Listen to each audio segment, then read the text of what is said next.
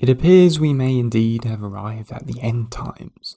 The New World Order might not be the black caricature of totalitarianism of Orwell's 1984, but an ever-shifting kaleidoscope of mindless titillation and elusive truth. It is the adoption of the dictum originally pronounced by Hassan al-Sabah, the 11th century founder of the Ismaili sect of the Assassins, who purportedly taught the Knights Templar the occult arts. As repeated by author William S. Burroughs in his 1959 postmodern novel Naked Lunch, quote, "Nothing is true, everything is permitted." It is not the nihilism described by Nietzsche, but one of a more absurdist kind, and positive kind, which accepts the supposed emptiness of human existence with a maniacal cackling and mocking laughter for all those who hold futility to the hope for meaning. Thus is the making of culture proposed by memetic warfare, culture jamming, and neuro-linguistic programming. Having spent decades crafting the illusion of being as a Willie Deal maker, achieving all the shadow trappings of his perverse version of the American dream, Trump finally successfully rebranded himself paradoxically as the anti-establishment hero of the common man, who could simultaneously drain the swamp and upend the bureaucratic inefficiencies by finally running the government like a business.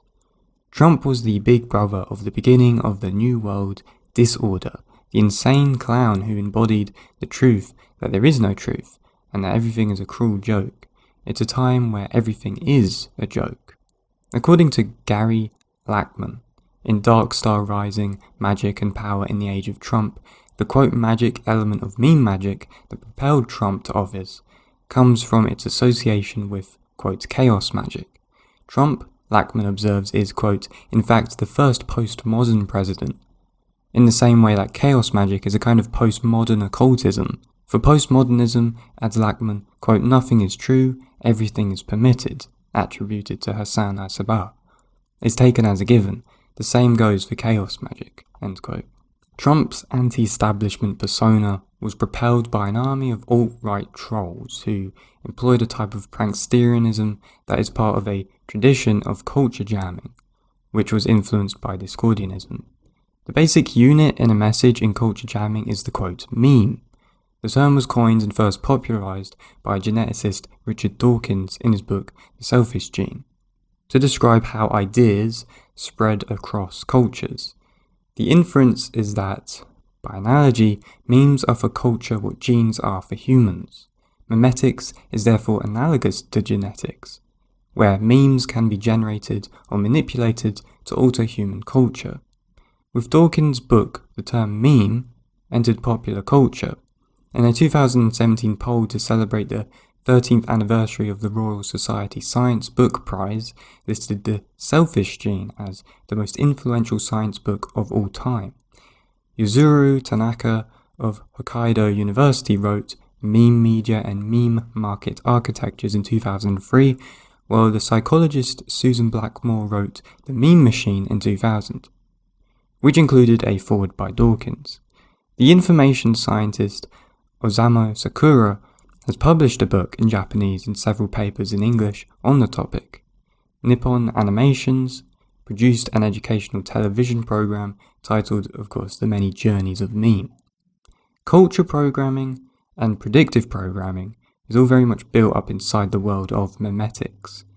For in 2012, Facebook conducted studies involving secretive psychological testing of approximately 700,000 of its users. This was through reducing exposure to positive or negative emotional content in order to measure the effects that it would have on its users. The study concluded, quote, "Emotions expressed by friends via online social networks influence our moods, constituting to our knowledge the first experimental evidence for massive scale emotional contagion via social networks," end quote. This study was published in the Proceedings of the National Academy of Sciences, while another Facebook project explored how users consumed information on Twitter. Influencing moods, opinions and perspective of people around the world shows the power of memetic warfare through the internet, and how it is and can be the all-encompassing method of something like psychological war, demoralization and even human personality change. Is it really a surprise that Black Mirror and the metaverse align into a produced reality? It's like magic, right? Well, that is the entire point of it. It is a form of psychological grooming on a global mass scale. By placing the meme within the mind, the culture adapts to its existence and will not be so adamant in resisting its existence for the future for when it comes into being. People will not be shocked or startled for its reality, which already half existed in the comforts of their own home and in their living room on a TV screen watching Netflix. But this is only one example of many forms of memetic warfare on its own population. In 2008, Cass Sunstein, Harvard law professor and advisor to Obama, wrote a controversial paper advocating the use of covert agents in order to infiltrate online communities. The Snowden files confirmed that intelligence agencies monitor sites including YouTube and Facebook, attempt to, quote, control, infiltrate, manipulate and warp online discourse, end quote, and even carry out, quote, false flag operations, end quote, in order to discredit targets. In the book, Memetics, a growth industry in US military operations, published in 2005, Michael Prosser, now a lieutenant colonel in the Marine Corps, proposed the creation of a, quote, meme warfare center. Prosser noted that memes were not acknowledged or accepted components of military strategy at the time, but that, quote, under the rubric of information operations and strategic communications, both currently offer a multifaceted meme generation and transmission capability to US military commanders, end quote. In Evolutionary Psychology, Memes, and The Origin of War, published in 2006, Keith Henson defined memes as, quote, replicating information patterns, ways to do things, learned elements of culture, beliefs or ideas, end quote. As in 2006, DARPA commissioned a 4-year study of memetics by Dr. Robert Finkelstein, founder of Robotic Technology Incorporated. The term meme, as later appropriated by cultural critics such as Douglas Ruskoff, a leading cyberpunk friend of Timothy Leary as a teacher at SLN, who claimed memes were a type of media virus. Activists count on the use of a meme to disrupt the unconscious mind, or the unconscious mind thought processes that take place when most consumers view a popular advertising, and bring about a detournement in the situationist sense. The reactions that most cultural jammers are hoping to evoke are behavioural changes and political action.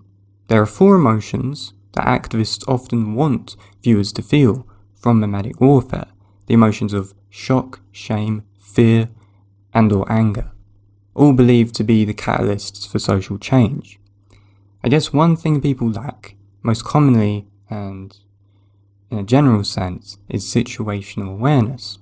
Be aware of what you consume, eat, watch, and listen with your attentive eyes. Don't subside to information by pedestaling it with an authority, but pick it apart, rip it open, rip its true meaning open and its warfare. Common entertainment is entrainment for the masses. Memetic mind viruses control people by reshaping how we view the world. Thus we must be the memetic magicians to set our own selves free from this tyranny.